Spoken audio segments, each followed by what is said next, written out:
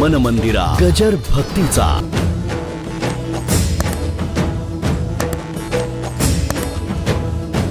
इथे कोणी मला सांगेल का की डावा डोळा जन्माला केव्हा आला आणि उजवा केव्हा आला, उजवा पाय जन्माला केव्हा आला आणि डावा पाय केव्हा जन्माला आला, उजवा हात जन्माला केव्हा आला आणि डावा हात जन्माला केव्हा आला? कोणी काही सांगू शकेल? नाही. एकच उत्तर देतो, वडल्याच्या एका थेंबामध्ये सगळाचा जन्म झाला. बरोबर आहे ना? पण त्या एका थेंबामध्ये समविषम आहे. म्हणून डाव्या डोळ्याचा प्लस तर उजव्या डोळ्याचा मायनस. नंबर बघितले का कसे आहेत? का? द्या ना उत्तर.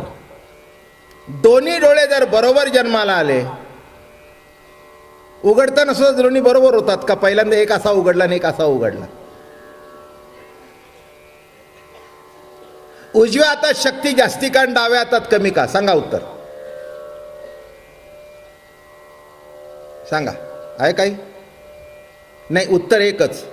सम विषम नामे जीवन. सम विषमत्वाचं ऐक्य नामे रास. नामे रास. बघा काय गंमत आहे. एका डोळ्याला कॅटरॅक्ट होतो, दुसऱ्याला होतच नाही. मी म्हटलं दोन्हीला एकदम का झाला नाही? उजव्या हातात शक्ती जास्ती आहे, डाव्यात कमी का? ते म्हणले मामा महाराज असले उलटे सुलटे प्रश्न आम्हाला विचारू नका. मी म्हटलं मी विचारत नाही, मला कळलं नाही म्हणून तुला विचारलं. तू सांग ना, दोन्ही बरोबर मग का नाही? उत्तर नाही. याचं उत्तर एकच. समत्व आणि विषमत्व नामे जीवन. नदीचा प्रवाह वाहत आहे, पण एक लक्षात घ्या, काटाला घर्षण करून चाललंय. हेच रास आहे. रास कळली का तुम्हाला? असा प्रवाह चाललेला आहे, वाहत आहे. समुद्राचे मिलन करण्याकरता चाललेली आहे ती. रास चालू आहे.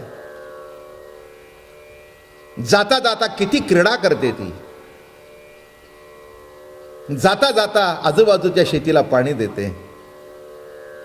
सकाळी कोणतरी आंघोळी करता येतं, कोणी काय करण्याकरता येतं, कोण काय करण्याकरता येतं, कोणी रात्री केलेल्या खुनाचा चाकू धुवायला येतं. समविषम सांगायचं आहे ना. सगळेच काही सकाळी उठल्यानंतर अगदी नदीवर काही संध्या करायला येत नाहीत किंवा सूर्योपासना करून अर्घ्या द्यायला येत नाहीत. एखादा चाकू लपवून ठेवून तिथे नदीच्या पाण्यामध्ये धुत असतो. एक सम आहे, एक विषम आहे.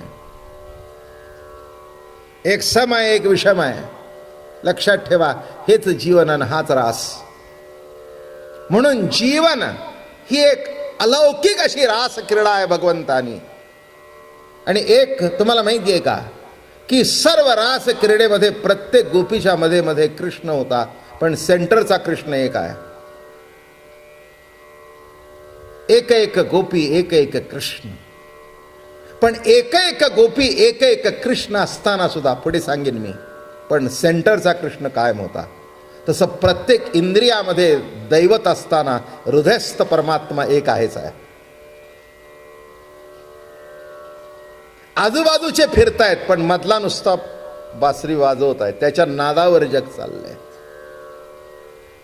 तसं हृदयाच्या ठोक्यावर इंद्रिय चालू आहेत. बोलणं कळलं का? हृदयाच्या ठोक्यावर पाय चालू आहेत. पाय लुळा पांगळा पडला तरी काही बिघडत नाही. इथला ठोका चालू आहे म्हणजे जिवंतपणा आहे, रास. आणि काल जरा मोठा शब्द वापरला, अनेक रसांचं अविभंजन नामे रास. अनेक रस एकत्र येणं. आणि अनेक रस एकत्र आल्याशिवाय रुचीच नाही. मजा कुठं आहे? मजा कुठं आहे? मी नेहमी सांगत असतो पुणेकरांना, आणि सगळ्या ठिकाणी सांगतो, पुरणपोळी केली की कटाची आमटी पाहिजेच. काय विरोधाभास आहे नाही? काय आहे का नाही विरोधाभास? काय पुरणपोळी केली की आमच्या घरात तर मी तुम्हाला माझं सांगतो, कुणी मला प्रश्न विचारला घरात पुरणपोळी की मी पहिला पुरणपोळीची चौकशी करत नाही, कटाची आमटी केली का नाही. हे तुम्ही ऐकलं असेल माझ्या. काय म्हटलं मी? विरोधाभास. विरोधाभास. काय गोड जर आहे तर ते का, जिलेबी आहे तर मठ्ठा का? तुम्ही जर पंक्तीमध्ये म्हणाल ना, एक अहो 2 जिलेबीची कडी घ्या, मठ्ठा आणा,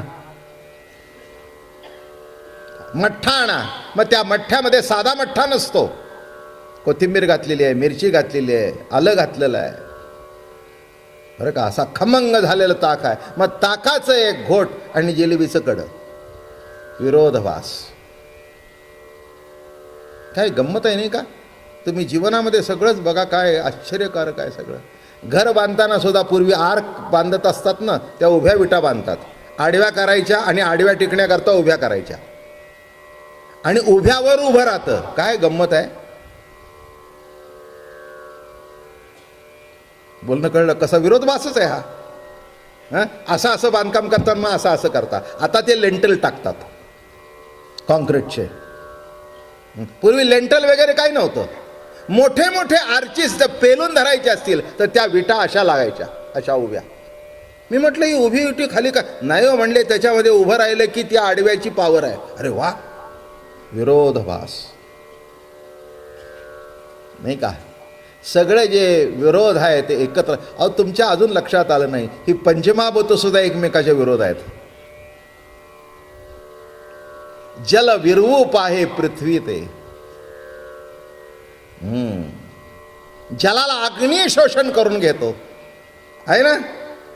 किती अग्नी पेटलेला असू दे, पाणी टाकलं की विजलं, विरोध आहे. पृथ्वी आहे, तिला आटवण्याकरता लाट चालू आहे. हे सगळे वारा आहे, हे सगळे. पण एक ओवी सांगतो, तेथ प्रवेशोनी श्रीधरे त्या ते करोनी निर्वैर. रास सुरू झाला. पृथ्वी, आप, तेज, वायू, आकाश एकमेकाचा विरोध आहे, एकमेकाचा विरोध आहे. पण तेथ प्रवेशोनी श्रीधरे, श्रीधर मध्ये आला आणि सगळ्यांना नांदायला लावलं. आणि सगळ्यांना नांदायला लावून नाच सुरू झाला, वायूचा नाच. बरोबर आहे ना. कशाचा नाच? पाण्याचा नाच.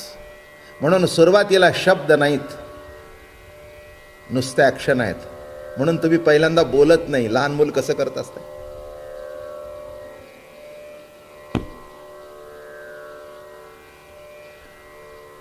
काय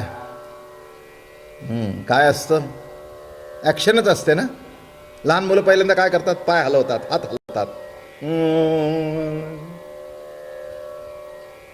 काय बोलतं का आई? म्हणजे काय आहे? पण हे केव्हा आहे? सगळी पंचमहाभूत एकत्र आहेत आपल्याकडे. लक्षात ठेवा, पृथ्वी आहे, आप आहे, तेज आहे, वायू, आकाश आहे. ईश्वरी तत्व त्याला एक ठिकाणी नांदवतं. म्हणून बरोबर आहे, एक तत्व कमी जास्ती झालं तरी प्रकृती बिघडते. तेथ प्रवेशोनी श्रीधरे, श्रीधराने तिथे प्रवेश केला आणि जे विरोधी फोर्सेस होते त्यांना नाचायला लावलं. नामे रास तयार झाला नाही का. मग जलाची ताकद नाही, पृथ्वीची ताकद नाही. भगवान सांगतायत ज्ञानेश्वरीमध्ये, म्या बोलविल्या वेद बोले, म्या चालविल्या सूर्य चाले, म्या हलविल्या प्राण हले, जो जगाते चाळिता. समुद्री रेखा न लोंडावी, पृथ्वी भूते व्हावी, हे आज्ञा माझी. काय पॉवर मध्ये बोलतायत बघा भगवान. पृथ्वी भूते व्हावी, हे आज्ञा माझी. पृथ्वीने भूत व्हावीत, हे आज्ञा माझी आहे. एक तुमच्या नाही लक्षात आलं, पृथ्वी गोल आहे, बरोबर आहे ना. हे फ्लॅट दिसतंय तुम्हाला म्हणून चालता. इथे जर गोल केला तर तुम्ही चालू शकाल का? मग पृथ्वी गोल आहे, चालता कसे? तिथेच उत्तर दिलं, आज्ञा माझी. आणि अजून एक सांगतो, पृथ्वी फिरते का? फिरते म्हणून स्थिर आहे. सरकतीमध्ये बघता की नाही, तो मोटरसायकलवर त्यांनी थांबू दे, तिथे पडून जाईल. ते थांबल्यानंतर काय होईल? आपटेल. मग तो अशीच सुरू कर कर कर कर कर कर कर कर कर. आपण जाऊ द्या, हे एवढे मोठे दृष्टांत मी खेळलेले सांगतो. तुम्ही हे खेळलाय की नाही? भोवरा, ते अशी दोरी बांधायची. एरवी ठेवलं तर पडतं, पण गरगर फिरलं तर स्थिर राहतं. तसं ही पृथ्वी गरगर फिरते म्हणून तुम्ही बसलेला आहात, म्हणून तुम्ही रस्त्याने चालू लागला. एक दिवशी जर पृथ्वी थांबली तर सगळे आडवे. आता हे पृथ्वी, the earth moves on is own axis, असं मी शाळेत शिकलो होतो. बरं योग्य वेळेला आठवलं. काय केव्हा कशाचा उपयोग पडेल काही सांगता येत नाही. The earth moves on is own axis. हे असं दाखवलेलं असतं बघा, आणि त्याच्या भोवतीच फिरतं. पण फिरतं म्हणजे तसं फिरत नाही, फिरवणारा कोणीतरी आहे. ते फिरणं थांबलं आणि फिरणं हीच रास आहे. किती तऱ्हेने आता रास तुमच्या पुढे मांडू. तुम्हाला काय वाटलं लगेच तुमच्या हातून टिपऱ्या देऊन नाचायला लावणार आहे का तुम्हाला मी?